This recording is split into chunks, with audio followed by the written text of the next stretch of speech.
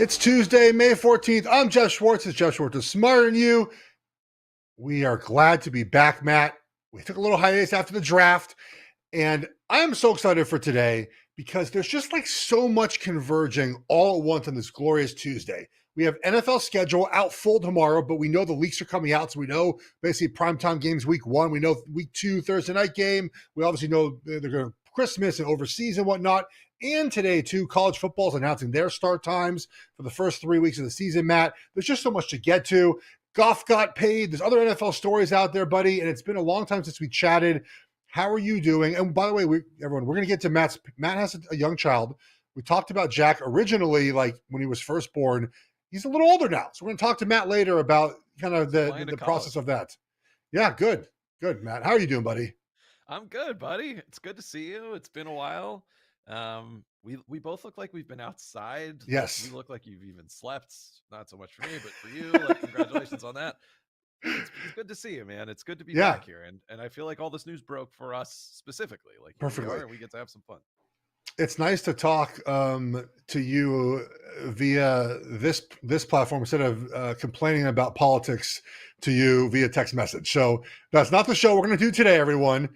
Yeah, But we, we can do that show we'll another do that one time. on Threads. Yeah. Remember Threads? What's the other one? Blue Ski. I'm on that one too. Whatever the other one is. I got a Blue Ski. No I got a idea. little invite code for that. All right, Matt. Let's start with the NFL schedule release. So I'm going to approach this from a player perspective, right?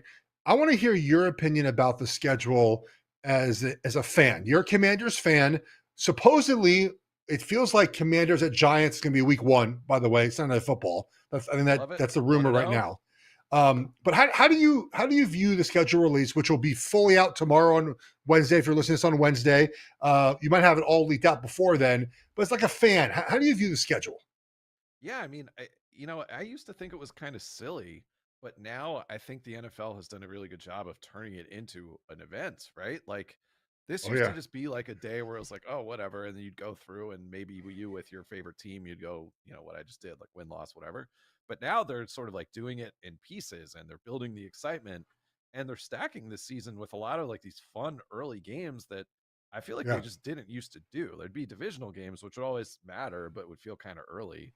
yeah. But now it feels like they're throwing these marquee matchups on the schedule. Do you feel that way too? Well, I think specifically with the ones we've gone so far, by the way, are basically Chiefs games, right? The Chiefs are hosting the Ravens on that Thursday night, and then the Chiefs are playing the Bengals the next Sunday at home as well. My take on the Chiefs Bengals specifically, because that game has been the end of the season, is they're specifically doing this so Burrow's healthy. They want Burrow to Ah, play week 2, and they want it to be Burrow Mahomes because look, you typically I think would not want to get the tiebreakers in the AFC out of the way after week 2, essentially, right? Because I think the Bengals are going to be good. The Ravens are going to be good, Matt. If the Chiefs win or lose those games, that's 2 tiebreakers already down, right?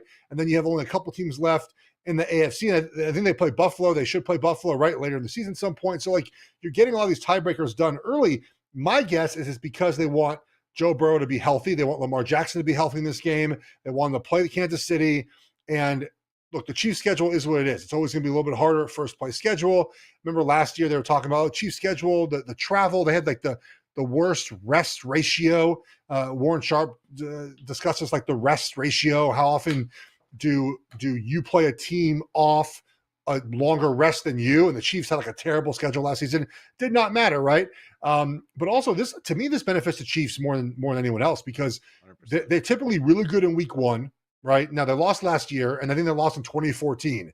Otherwise, week 1, Andy Reid has always crushed it. If you recall, was it 2016 they went to New England, Matt, and beat the Patriots, like, and dominated them, and we're like, oh, okay, Dominated. Yeah, with everyone was Alex shocked. Smith. Um, Yeah. and they blew out the Texans one year on opening weekend, and then they get 10 days to play the Bengals. Right. And so you get this opportunity for Andy Reid to basically prepare for these 2 teams from now until kickoff. It does feel like this is an advantage for the Chiefs. I was thinking that too. I mean, imagine if they go 2-0, what that means for the AFC. Like, if they were to beat both of the top probably contenders for the 1 seed, besides them, in the first 2 weeks, man, that would be something. But yeah, I mean, it's interesting. You mentioned the health of the quarterbacks, and that was the big story last year. And I think that, we forget that. It's been a story now for a couple of years. It feels like it's been more so lately. You know, you have the Jets on Monday Night Football that first week with the hope that you could see that Aaron Rodgers sort of, come back from last year. I I don't know, man. I think they've done a really good job of sort of front loading the schedule, getting the interest super high really Yeah. early. I mean, last year there were really good matchups early in the season, and then the Taylor Swift thing happened, and then you kind of forget. Like, I feel like weeks like 3 through maybe not 3, maybe like 4 through 9. There's a bunch of stinkers in there, and you're like, wait a second, like how am I watching like Marcus Mariota and Jacoby Brissett and like all these random just like quarterbacks that you just see in there for these weird games. Um, so I don't know. I think I love it, and I think Yeah. I think one of the things that's been really fun too is like the teams embrace it. Like they have these like stupid videos that get the Oh, fans it's all so fired good. up. Like it's just another example of the NFL doing things right and turning everything into an event. So yeah, it should be really fun. One thing I wanted to point out, Yeah. Geoff, there are 5 week 1 lines that are Oh yeah. currently available. I'm just going to read them to people because they're my hope is to get you to lock in a week 1 or season long wager on the show today. Doesn't have to be just now. Every time I click this nameless book, it takes me to some other place. But you've got the Chiefs game. I think that line has actually moved now. The Chiefs are laying 2.5. The Ravens Yeah. opened at +3. The Packers are going to the Eagles. That's a 4 o'clock game in week 1. The Eagles are laying 1.5. I already know which one it's going to be. The Cowboys are laying 1.5 as road favorites in Cleveland. And the 49ers are laying 6.5 to the Jets on Monday Yeah. Night Football. Ooh, is it bad that I like at least 3 of those? Okay. So I What's wrong with me? okay. So I mean the Chiefs at Strong opinions. the Chiefs at -2.5. I will take. It was 3. It was 3, Yeah. right? Must have people been like, oh well, the Chiefs have no wide receivers. The same nonsense we always hear, right? Chiefs do have wide receivers now. Well, I see 3 on DK, but I like. Oh man, you Gotta like like you like. Cleveland, right? Okay, so I'm gonna guess you like the Browns. I would Yep. imagine. Um, you like the Eagles. I would imagine. I don't know about that. Are you I don't know laying? about that. Are you taking the 6.5 of the Jets? I think so. Yeah, it's 5.5 on DK. Yeah, Yeah, I think 6.5 is a pretty serious amount to lay for the Niners, who seem to always kind of yeah, stumble at the beginning of the season. I feel like that got me last year when I liked Pittsburgh, but Jets, Rodgers back in the Bay. I feel like I would potentially be interested in a Jets and Browns in those 2 wagers right now. The Chiefs one is tough. I mean, that's yeah. going to be a really interesting game. I see Chiefs Bengals week 2. Chiefs favored by 4. I would take Bengals +4. Yeah, definitely. I That feels also good. see, by the way, I'm going to give you some wagers that I'm going to make. You ready? Tony, where is it right here? Okay, here we go. You ready? Okay. I'm going to take DeAndre's. No, that's not the right one. Come on, DK. You're killing me, Smalls. Running It's not. back It's not. unders?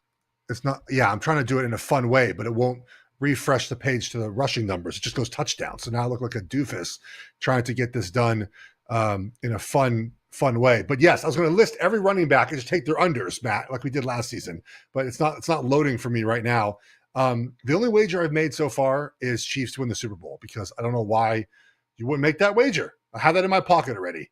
That's the one I've made so far. I will tell you, a sharp friend of mine has taken the Packers and Chargers under for wins this year, and Matt, the Steelers under wins, which would make them not be a team that goes for ready.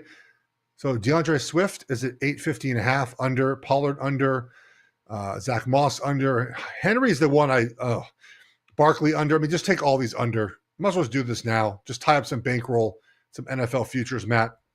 All right, buddy. So players look at the schedule a little differently than fans. Now, I'm a fan now, so I look at just like, cool, when are the fun games going to be? the players look at the bye week first. They want to see when the bye week is. And you might think to yourself, why is that? Why would a player care when the bye week is? They should play every game. They should want to play. It's about taking a break, man.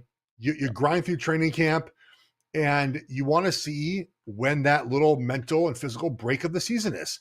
I like to see it typically between like week 8 and week 10, right in the middle of the season.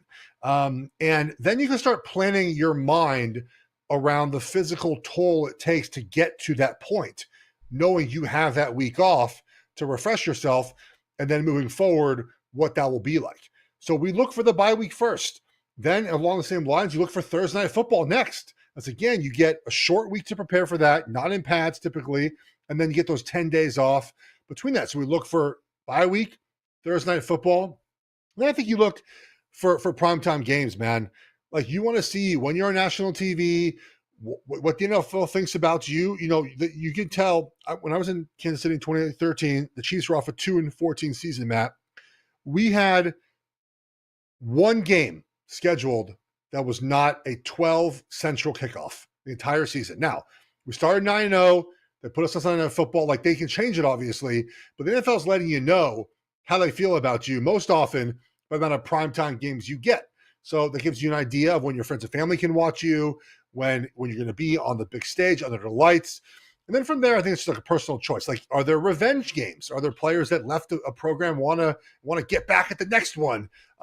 So that's how players look at the schedule. And you're going to see tomorrow when players talk about it, they're going to mention they look for bye week first. Yeah. Well, it makes sense. I mean, so when you see, like, you know, I know as a fan, you're like, oh man, I have a bye week in like week 5, or you have the bye week in like week 15. Like, there was one year where, like, I think a team had a bye week in like week 17, like just when they had an odd number of teams or something. Like, do you automatically go like, oh my God, we're screwed if you have one of those like weird schedule quirks? Or is like, how do you react to that as a player?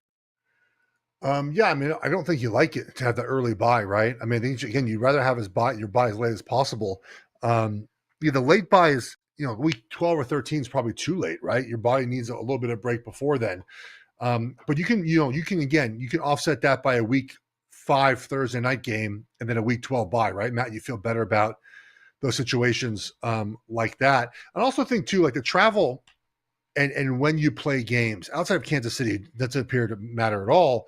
But you look at like the Eagles last year. Do you remember we talked about the back half of their schedule? They had that stretch where it was like 6 games in a row, and they beat the Chiefs to go 2-0, and then just crumbled off the end. Sometimes you have 3 road games in a row, which is rare but hard to deal with at times. Weather, right? Like, are you a dome team playing outside in December, Matt? That matters. We see those dome teams often struggle.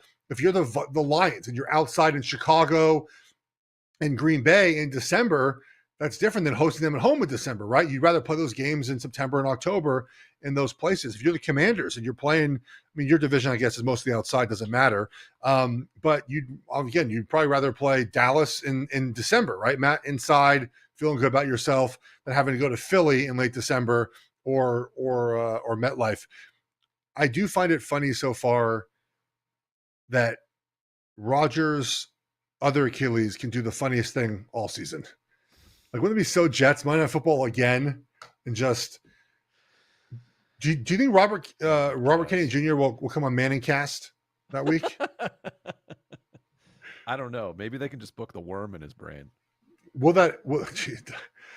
Oh my God, it's spilling over, Matt. It's spilling over, and their text messages are spilling over. Yeah, I don't think it was a worm, though, by the way. Just FYI. All right, shocking, guys, right? Moving right along. So, by the way, the college schedule, we know what weeks everyone's playing, but now we get to the times. And I know, Matt, you're not as big of a college football fan. We're going to have to renew our Maryland-Oregon rivalry pretty soon.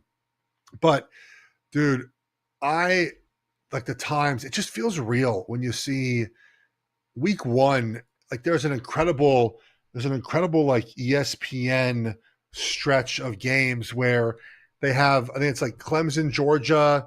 It's right here, right? So on the first Saturday of the season, okay, they have Clemson, Georgia, then Miami, Florida, then A&M hosting Notre Dame. That's on Saturday alone. That's on one day. followed by Sunday, LSU and USC in Vegas. Like, oh, buddy, I cannot wait. Labor Day weekend, cannot wait. It's around the corner. I always feel like the college season sneaks up because I'm so focused on the NFL schedule, and it's like, oh my god, here we go. How do you feel about the Ducks right now? How are things in Eugene? So good. I saw win totals today for the Big Ten. Oregon's at 10.5. Really the highest, anyone really gets. I think in Georgia last year was 11.5. For the most part, 10.5 is sort of the highest they might go for a season. And I believe that the highest win totals, Georgia, Notre Dame, Ohio State, Oregon, Texas are at 10.5. The Bama, Clemson, Florida State, Kansas State, LSU, Miami, Michigan, Mizzou, all 9.5 next. Look, Oregon, Ohio State is in Eugene this year, Matt. Middle of the season, going to be an all-time game in Eugene. That place is going to be nuts. It's going to be wild, loud. It's going to be, and they owe us a visit because we went there in 2021. We go to Michigan, who's not going to be as good this year, and Wisconsin, who I don't know. We go late November, and their win total 6.5. One thing that is bothering me the most about the talk about the Pac-12 teams coming to the Big Ten, Matt. So that's Oregon, Washington, UCLA, and USC. The Big Ten fans say, watch out for the weather, guys. Watch out for the weather. And it's like, it's November. Yeah, you might get a cold day, Matt. It's not Buffalo in January. And look, UCLA and USC have not played well in cold weather in November. That's certainly a problem of theirs. But if you've been to the Pacific Northwest where it rains and it's cold for 6 months of the season, like 6 months of the year, I should say, like going to Wisconsin, Matt, in the middle of November is not playing in a snowstorm in Green Bay. It's not the same thing. The bad weather games in the NFL, for the most part, happen in December, in January. Very rarely do you get a really bad weather game, outside of rain. Rain can happen anytime. But like a cold, miserable game, Matt, in November. You don't get those often. It's not that cold in a lot of places around the country. And it's so funny to me that people keep bringing up this topic. Oh, well, the Pac-12 team is ready for the bitter cold of Michigan in November. They're going to be fine. That's not the problem at all. I mean, I think that the time difference is the harder thing. Yes, that'll be the hardest problem. Yeah. When UCLA or whatever has to fly to College Park or Happy Valley or wherever, and it's like, College Park's actually probably a better example where it's like you're playing this bad team. It's 9 a.m. I remember my first year at Maryland's, my junior year, they played Cal on that team that Javid Best was on. I guess that must have been in your played against him. My brother played on that team, I think. Yeah. My brother was on that team in Maryland, right? Like 08, 09? Yeah. Oh, yeah. That's right. Yeah. So, and we beat them, and we were not, we were okay, but like we smoked 9 a.m. kickoff. Because yeah, exactly. They were asleep. And one of our corners like knocked Javid Best out of the game, which was insane. And the next year they beat the shit out of us when we went to their place and played in Pacific time. But that's what happens. It's like you have these fans who are like, it's a huge game for them. Like when Oregon comes to play some, Iowa, it's going to be a big game for Iowa. And Oregon's just going to be like, man, we're not even usually awake yet. That's what's going to get them more than the weather. Yes. And not just football, by the way. Like imagine that for like, the lacrosse team or whatever. Yeah. I do think though that teams are more acute and they pay attention now to those type of problems, Matt, like sleep schedules and whatnot, that if there was a game where it was a 9 a.m. kickoff, they would be more prepared than they were in 2008. For sure. I actually think see this in the NFL though. You see this in all professional sports, baseball and basketball. All the time. I mean, the 1 a.m., the 1 p.m. day game for basketball, just bet the under, in NBA. Yeah. I actually think it's not talked about enough too, is each week of the football season, whether Friday night or Saturday night, one or two Big Ten teams is going to play a night game in Los Angeles or in the Pacific Northwest. That's going to be at 10:30 Eastern kickoff for Rutgers and for Maryland and for the team Michigan and for the team Ohio State, for the teams that obviously play in the Eastern time zone. Even in the Central time zone, it'll be 9:30 kickoff. that to me is not talked about enough. We talk so much about going west to east, Matt, but that's a late kickoff, man. That's a super late kickoff. A 9:30 p.m. kickoff, a 10:30 p.m. kickoff. So that's something to watch with the schedule release. Look, we're gonna cover all things sports wagering when it comes to August, right? We don't have our plans sort of locked in place yet, but we will do our preview shows as we've done last year. We made money again last year, Matt. So looking forward to doing this for the third year in a row. So just stay tuned for that. This summer, we start typically in August. We make our way. Maybe we'll do a little more college football this year. Maybe I'll just throw in some college football there at some point. All right, Matt. Contract news in the NFL. Yeah, Jared so there Goff. was a big story. Jared Goff just got a huge contract. He's going to average 53 million a year, which I think is second behind Joe Burrow's average. Mahomes' contract looks better every day. I mean, it's interesting because people mock Jared Goff. The Lions, I had to double check this myself. Got to the NFC Championship last year, won 2 playoff games, Yeah, are as good as they've ever been in the history of their franchise. What was their move here, right? Like Goff is their yeah. guy. I think they had to do this, but it seems like everyone's just sort of like, I don't know. That's one take. So why don't we talk about that? Yeah. What's your thought on this? Did they have to do this? Yes. And so this is what happens all the time, Matt, when we get this sticker shock, right? About like, oh my God, they're paying this quarterback this much of money. It's the next guy up. Like Dak Prescott will get more than Jared Goff. That's the way the contracts work. The next guy up gets paid the most money, and then the most money, and the most money, and the most money. You look at what Goff has done for the Lions, Matt. He's made them a viable contender. Now, are you winning a Super Bowl with Jared Goff as the Lions quarterback? Probably not. Especially when you look at Caleb Williams entering that division, Matt, where Caleb Williams, I think, will be the best quarterback in the division after a year or two. Jordan Love, the way he's ascending right now. I mean, so Goff will be probably the second or third best quarterback in that division. That's not a recipe, Matt, for long-term division winning success, right? To have the second or third best quarterback in that division. But he brought them back to relevancy. He plays every weekend. He's a leader. They trust him, and they need a quarterback. What's their option going to be if they don't sign Jared Goff? So two things are true, Matt. They had to sign Jared Goff for all the reasons I mentioned, and also probably not the best deal in the world for the Lions. It's probably not going. They're probably not going to get their money's worth as far as championships, but a playoff contending team each season is well worth the money for Jared Goff. Yeah. We had an interesting exchange on our group chat about how everyone sort of scored the Goff Stafford trade as a win-win.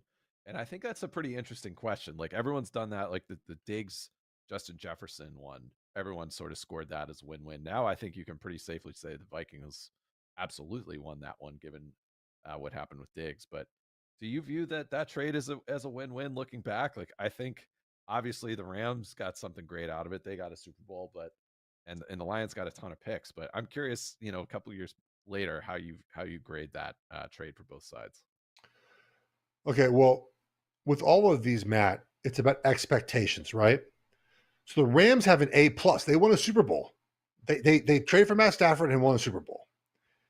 If you're grading the Lions on a scale of like we're now relevant, they also won the trade. But if you're grading on a scale of who won a Super Bowl, the Rams have won the trade. They won the Super Bowl. So again, it goes back to expectations of what your franchise wants to be. I'm sure the Lions now have moved from like let's win the division and host a playoff game to let's win the whole dang NFC conference, right? So the expectations have now moved. But yeah, both are a win. I think it's too simple just to say that they both won because the Rams won the Super Bowl. I mean, they won the whole trade, but the Lions have also gained relevancy. I mean, if you look at the whole list, I mean, it was essentially Stafford for Goff, Jamison Williams, Jameer Gibbs, Sam Laporta, and then Melifonwu, who's a nice corner, a couple other rotational defensive linemen. Like it's pretty interesting, and I think that the Lions did the right thing. I think at the time, I've always thought Goff was probably better than the consensus. But to add all those other pieces and have them on cheap contracts is really huge. The thing that kind of concerns me is this kind of like the fact that the Lions this offseason, they paid Sewell, they paid St. Brown, now they paid Goff.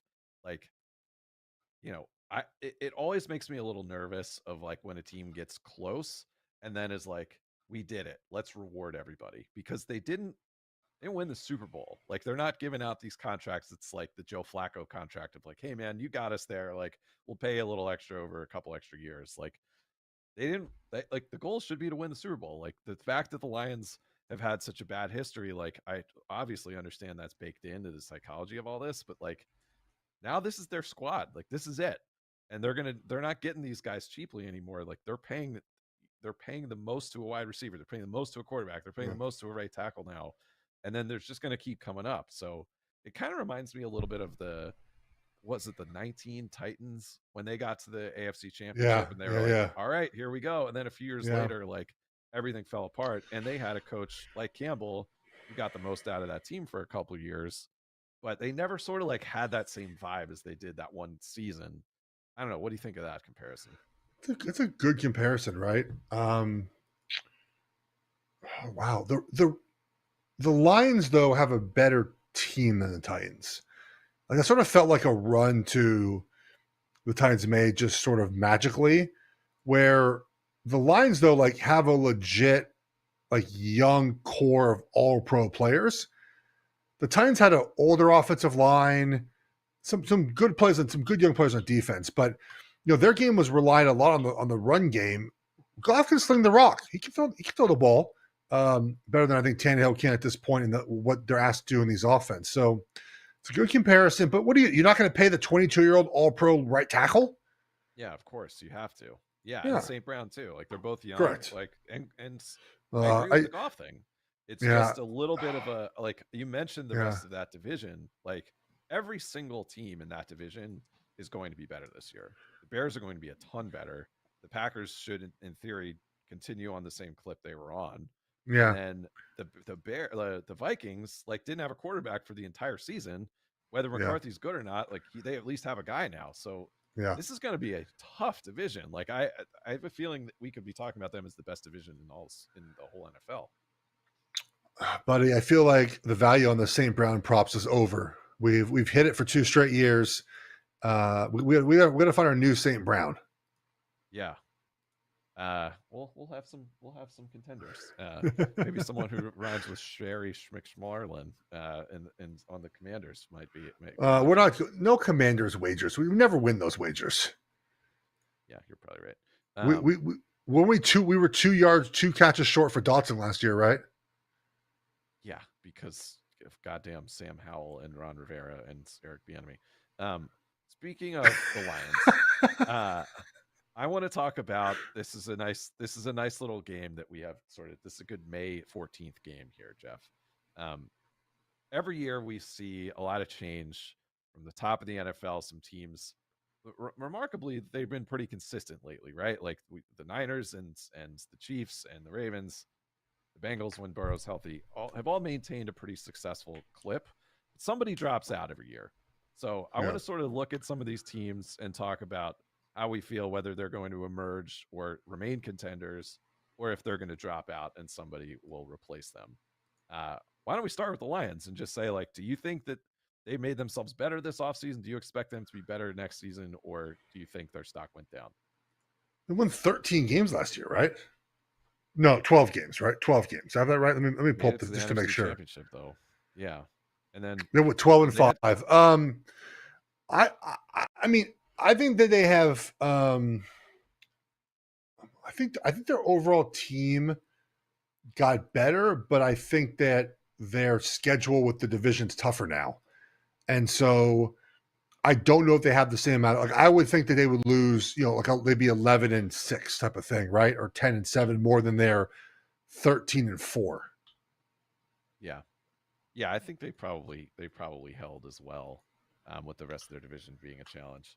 Why don't we talk about the Chiefs? Do you feel better about them than you did this time last season, or what's your feeling about them? I've never rooted for a team where like I just get to the postseason. Like, like just get healthy, just get to the postseason healthy, right, Matt? Because it doesn't matter. Like, it doesn't matter. They had the toughest DVOA schedule in the postseason in NFL history last year, and played on the road for 2 of those games and won. And their team is, I think, better this season. They're better wide receiver for sure. Now, Rashee Rice getting suspended for 8 games would stink. Left tackle is going to be curious because they have Kingsley Suamataia, who they drafted, and then they have Wanya Morris from last year. Defensively, they lost Snead, but they're still really good on defense. And then they added Jalen Hicks in the draft. I think is really, really good out of Washington State. It feels like a steal of the draft for the Chiefs. They play a tough schedule, but they have the best quarterback in the NFL. The question I have about Kansas City is Travis Kelce. Gronk was sort of this way at the end, but the load management, right? Like how they load manage Travis Kelce this season. Because, I mean, ideally, I think you'd want him to cut back a little bit, right? And still win your games and have him ready for the postseason as fresh as possible. So I'm curious how they manage. I know they drafted the tight end at TCU this past year. This past draft, which is just recently. The Jared Wiley. He's like 6'6", so maybe they're thinking about him as sort of that wide receiver tight end role to take some pressure off Kelce. But I'm supremely curious about that. Yeah, it'll be interesting. I don't think that there are two. Obviously a lot of people are talking about Worthy and how that could be a nice fit for the Chiefs and Rashee Rice and all this stuff that's going on with him. The Marquise Brown signing, I thought is not being discussed enough. He hasn't, had the Cardinals were a mess the last couple years, but he is a true like, maybe not a 1, but like he's a 1A. And 2 years ago he was traded for a first round pick. Like every year he's averaging 100 plus targets as like the fixture of the offense. I think he's going to carry a bigger load for them than people think. And yeah, like he hasn't had the production, but like, what was Arizona doing last year? Like he was not like a big part of their plans. He is the exact kind of receiver that would, is going to drive people crazy. Like he's just going to get open deep and for 1 second and score touchdowns. And people are going to be like, how did they get this guy? And now they have Worthy as well. I think that I thought that was a really nice, like buy low transaction for the Chiefs. I think their offense is going to be better than last year. Yes. If Rice weren't to not be available for the whole season, that'd be a problem. But I think they did some really smart stuff. Why don't we talk a little bit about Dallas? There's something about this team that just feels a little bit strange. Like you mentioned Dak, and the Lions, now have beaten the Cowboys to the extension that we all know Dak is probably going to get with Dallas. They have a giant hole at running back. They seem to just keep getting older at all the positions where they've been pretty good for a while, including offensive and defensive line. Dan Quinn's obviously gone for them. Does it feel like this might be kind of a nightmare season for Dallas, or am I reading it wrong?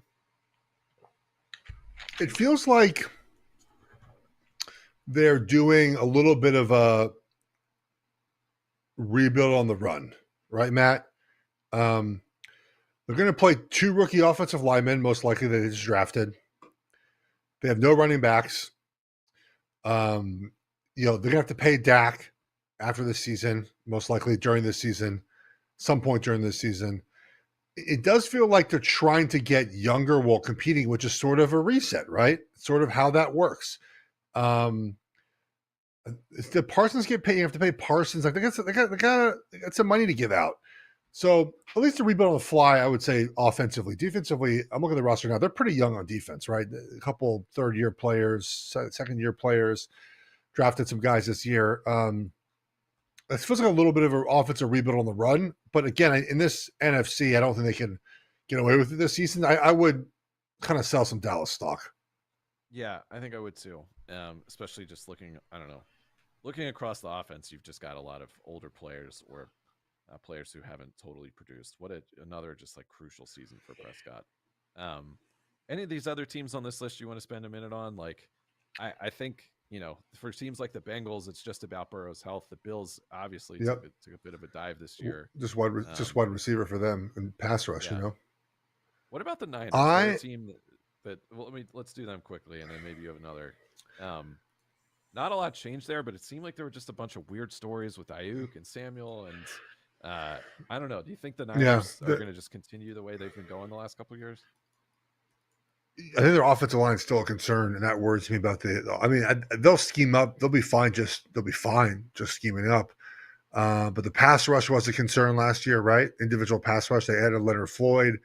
But those are my concerns. I think they'll win a ton of games because of what they can sort of just be, Matt, with the players they have on offense, especially. And they still got Bosa, and they still got dudes on defense. But Warner and Hufanga coming back healthy will certainly help them at safety. But yeah, they're gonna be in the hunt for the NFC Championship. Yeah, they were remarkably healthy last year, right? McCaffrey got a huge load. Ooh, Bosa too. I mean, they're a team that like every year it's like Trent Williams was healthy all season. Like, I don't know, their injuries could be the thing that sort of bites them. But I mean, obviously not rooting for that. But Matt, I want to get to Matt's take corner, please. I've been waiting all show for this. I feel like people will get our feelings on all these teams near the end of August. Let's get. You've been saving these takes for weeks now. I hope they're better than Magic Johnson's tweets about the Commanders. Yeah, well, all right. Let me start with one. Okay. I remember the Jaden Daniels, Malik Neighbors discussion of a few weeks ago. Yes. Okay, so let's prove the point. So for those who aren't, paying attention to Twitter all day in May of the NFL, there was this bet that actually came out like right after the draft that Malik Neighbors brought up and said that him and Jaden Daniels had a $10,000 bet on who was going to win Rookie of the Year with each other. Yeah. And then Jaden Daniels went on, I believe, Keyshawn Johnson's podcast and was asked about it again, and he confirmed it. And what was the thing that then everyone started talking about for the next few days, Geoff? Daniel Jones. Well, Daniel Jones, yes. But when it comes to the two of them, like there was this other discussion that just kept happening. I missed this, I think. What was the discussion? I missed it. Here was the discussion. Everyone was like, this isn't legal. This isn't part of like the new CBA. Why is it illegal? Bet on sports with against each other because everyone got this completely wrong.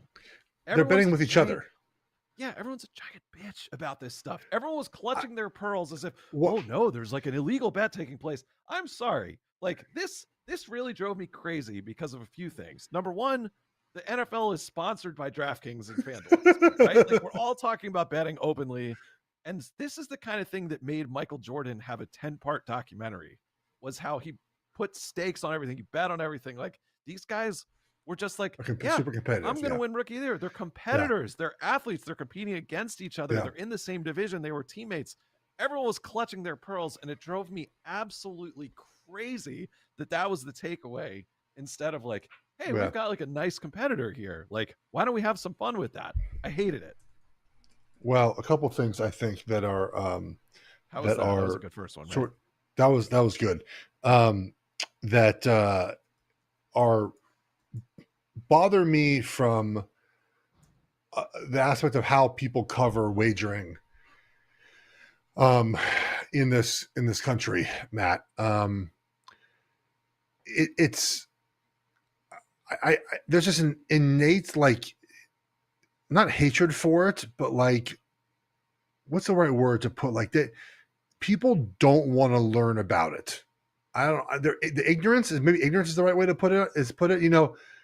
We have all these other things in our country that are vices, right? Cigarettes and alcohol and those things, again, they can ruin lives. Like we know that, right? Drugs like ruin lives. And we certainly have things put in place to help with that.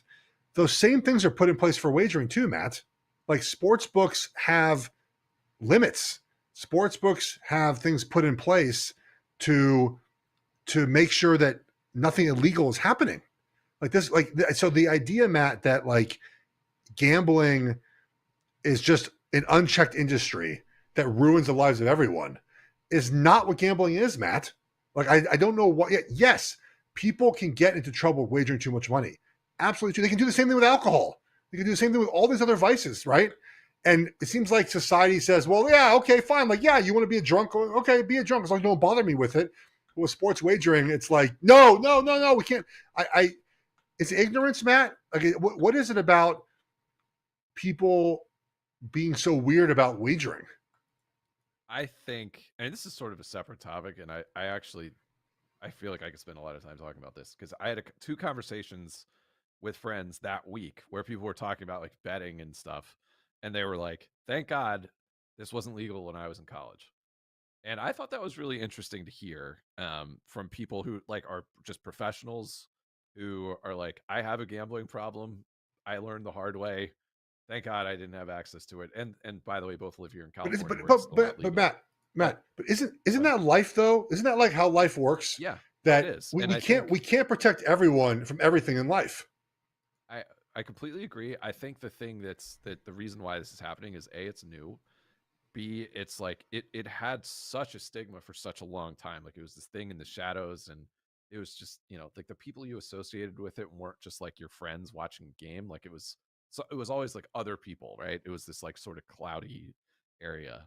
Um, and I think too, like we're all learning this on the fly. Like it was sort of like when marijuana was legalized in a few states. Everyone was like, "So wait, like in New York, you've seen like the New York City completely changed with this perspective shift of marijuana, and like for a few years, New York City just is going to smell like weed, and it's just going to be a little bit different. And then in a couple of years, it'll be like it is in California, where it's just like, yeah, I don't know, whatever. It's like it's not a really big deal.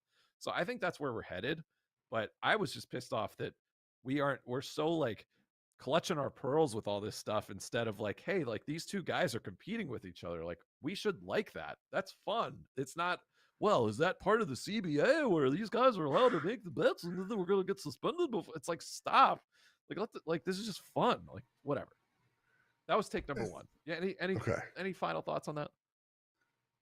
Yeah, I think you're right. Again, I think that people treat gambling as a vice that's more dangerous than other things. I don't see the difference between that vice and other vices that we feel strongly about protecting people. I just don't, the protections are put in place, Matt. Like they're there. And sometimes to your point about your friends, you got to learn.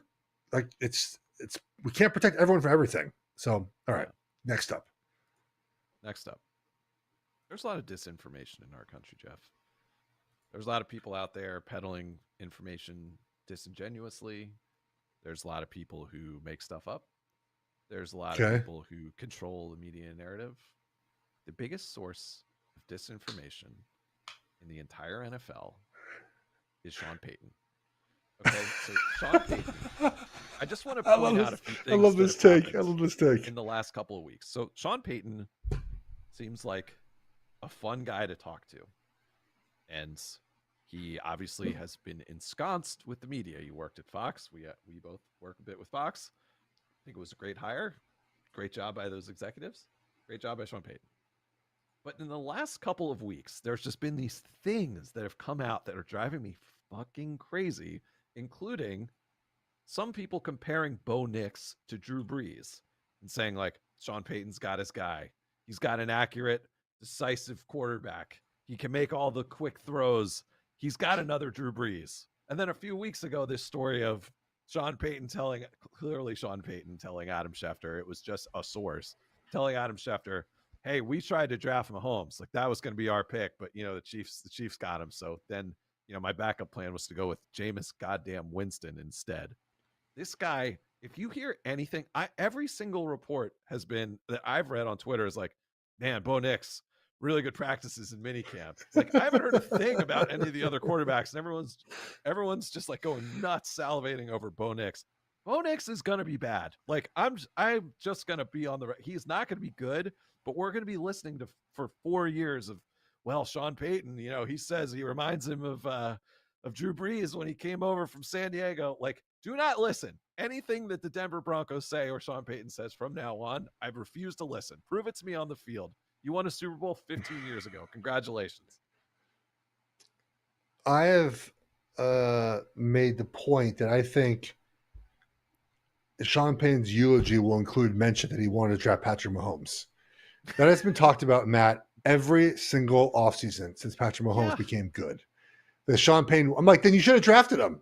Should have drafted him. I know the Chiefs, and the Chiefs jumped you. I get that. The Chiefs jumped you. But if you liked him that much, you should have moved up and grabbed him. You got the Chiefs got you. He's supposed to be the smartest guy in the room. That's it.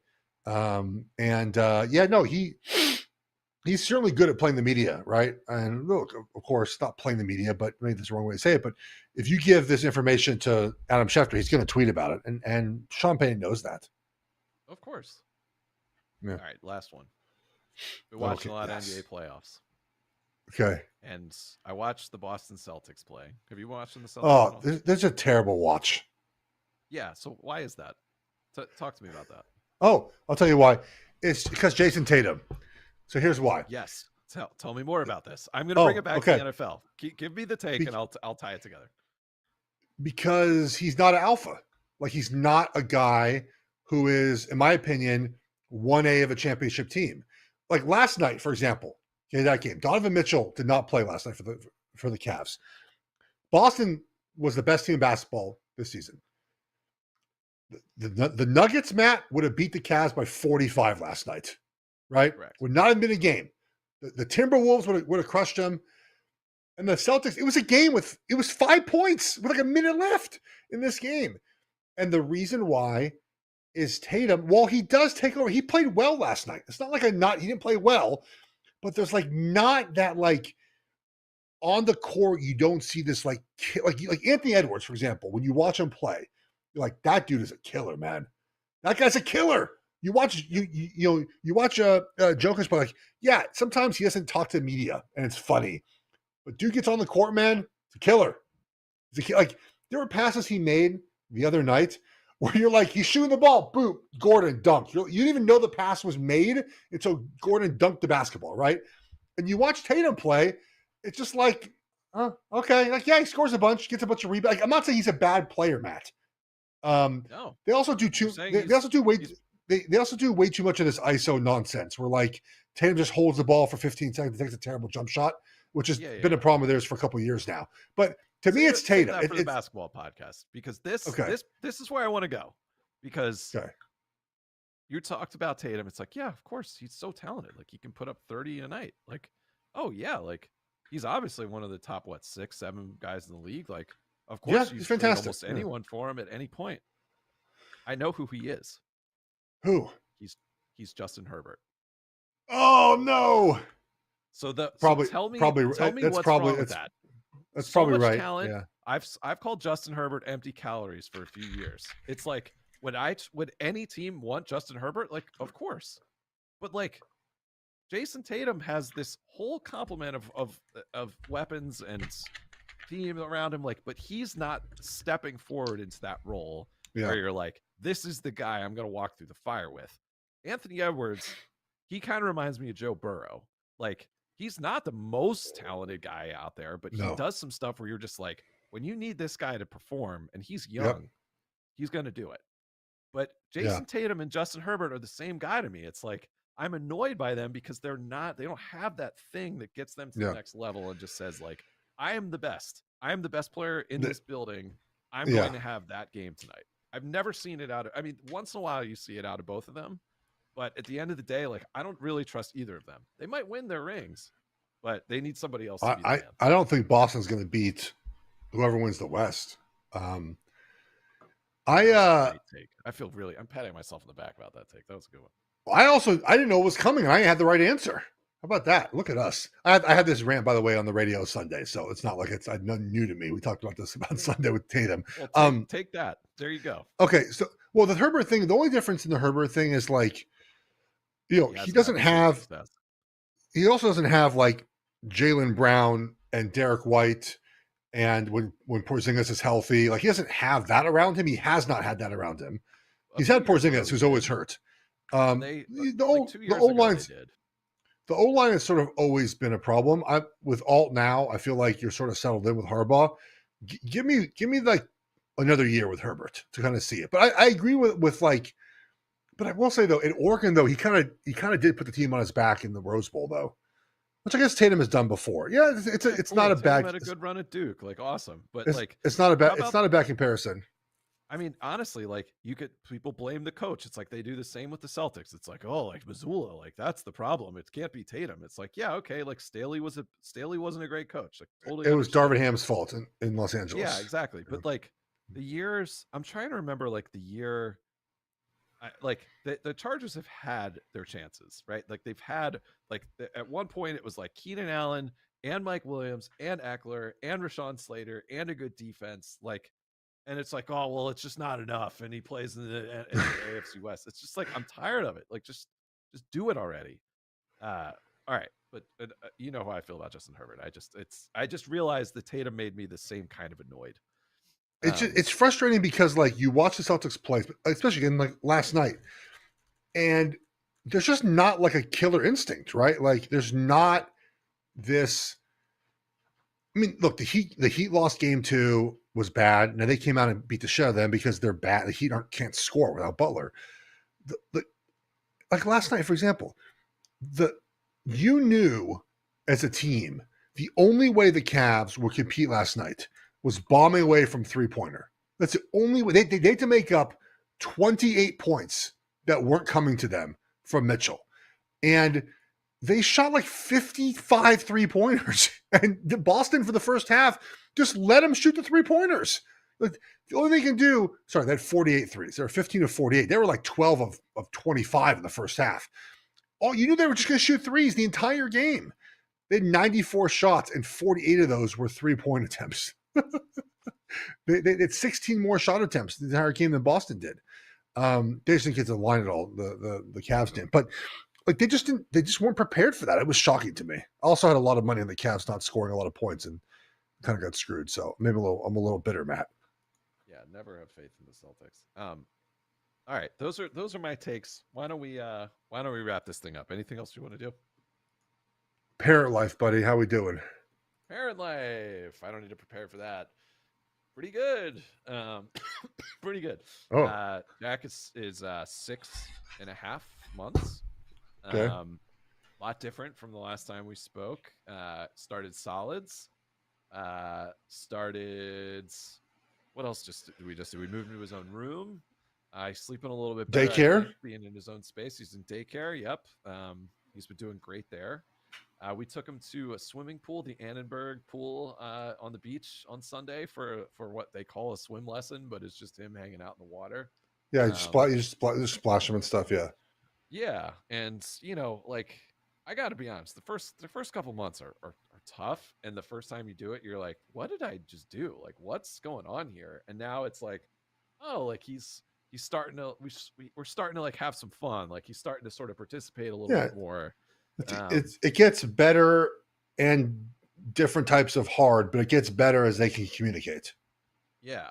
It's like, oh, right, there's a little person in there. Like, I have a good little bit with him where before he takes his bath, I play the Wham song "Wake Me Up Before You Go," and just like dance like a maniac, and he finds it funny every single night. And I'm like, this will work. I can keep doing this for a while. Are you doing the first time parent thing with the food where you make him his own food every night, like organic puree? You just puree it yourself, or are you just buying the food? We talked about doing that, and I was like, I can't do this. Like I'm the kitchen guy in the house, and I was like, I can't do this. Like after we put him down, like I do like an hour and a half of chores every night of like making his bottles the next day, cleaning up the kitchen, making dinner. Like I just like can't do that also. So I don't think we're going to do that. We've just been doing like, a banana or like an avocado and stuff for now. Yeah. But yeah, did you do that? Well, yeah, we with the first kid, we tried the organic, like let's make him homemade pureed carrots, and he just didn't want any of it. And we bought this whole machine and just got rid of it immediately. Yeah, we thought about that, and I was like, I'm spending how much for this? Like, we're sure we want to do this? Like, this is going to be my life from now on. Like, there's services now that are just like, like here's some like blended up apples. It's $2. It's like, all right, that seems fine. Yeah, those pouches. I think for you guys too, like because you guys were at home a lot. Because I know that your wife works from home, right? Or she had been, and you work from home some days. that makes it a little tougher, I think, when the first couple of months when the baby's like at home with you guys versus working in an office and someone else is with the baby during the day. If that makes sense. Yeah, it's really healthy for everybody. Everybody has their own decisions to make about daycare, nannies, childcare, whatever. It's great for us, and it's like I personally like sets of professional eyes on him, where it's like, oh, like he seems a little, he's got this little cough, and it's like, well, they're fine. They don't think it's a big deal. They see 8,000 babies a year. Oh yeah, Feel good. Like it's nice to just be like we do, like I think a lot of new parents are a little embarrassed to say this. Like we don't have any idea what we're doing still. Like we're learning. We know him better than we did. But like I like to know that there's somebody who does know what they're doing, like looking at this kid all day. yeah. Spot stuff. Part of my wife being a nurse was that like she was like, yeah, they're fine, and every time they're fine, they're fine, they're fine. Even now, Matt, like my kid has to be like on the deathbed to not go to school. I'm like, no, you can walk. Okay, you're going to school. But now we're at the point where we're getting into like things that, like I have to go buy my daughter. She's not of age to wear these, but she has to wear them because of the outfit she has. But like sports bras, because she has like these tops that have like kind of like narrow, and you can't wear like not spaghetti string, but you can't wear like so she wears something underneath of it. So I had to take her to go to Dick's Sporting Goods to buy sports bras for underneath these tops that she wanted to wear for the summer. And I was like, yeah, I was like, this is a mom thing to do. Why am I doing this? And things like that, where it's just like you're getting to the stage now where, it's like real things are happening. And I have to set my son's bar mitzvah date pretty soon. It's 3 years away. Wow. Yeah. Yeah. He's going to come to Charlotte in late July, August 27. That's when it'll be. 3 years away, buddies. Yeah, you guys want to? Yeah, come on down. You should come. It's not like it's a bar mitzvah. You want to come? Do that on a hot mic. No, I haven't made my list yet. You guys can come. Do you want to come? Look, here's the deal. As long as Mitch, your parents, like that, and then after that, yeah. As long as you're gonna dance and drink and have fun, you're invited. If you're gonna be like a lump on the log and sit in your chair, no, not gonna happen. As long as you promise to jest. As long as you dance with like you dance with your son. No, I mean, dude, it's like my wife's idea for a bar mitzvah party gives me a headache already. I just it's a lot. I'm like, it's 3 years away. I know he's your son. I know you want to put him back in your stomach sometimes, but we just can't do this party like this. It's excessive. We just can't do this. Better save up money now, Matt. All right, everybody. We've reached our time limit. My dog wants to get out of my office too. Any last words, Matt? Do you have any WNBA wagers for week one? I do not. Do you? Bill Krakenberger sent me Aces first half tonight, -8 first half tonight. So I have wager on the Aces -8 for the first half. If Crack sends me a wager, I'm wagering on it. All right. Well, we'll be back soon, everyone. Maybe we could do a show in LA in June when I'm in LA, Matt. I know you'll be in town. 100%. We'll do a show in Los Angeles. We'll keep you updated throughout the offseason for any NFL news and notes and thoughts around other sports. Look, we both watch basketball and baseball. We spend time talking about these sports. UFL a little bit. Not an MMA guy, not an MMA. Maybe you are. But we can do it all, guys, on this show. So we'll be back in a couple of weeks, guys. Take care, everyone. Have a great one.